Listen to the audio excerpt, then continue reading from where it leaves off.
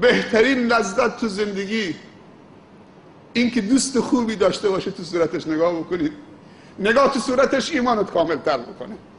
همنشینی با اون سبب افزایش هدایتت، ایمانت، اخلاقت بشه، معلوماتت بشه.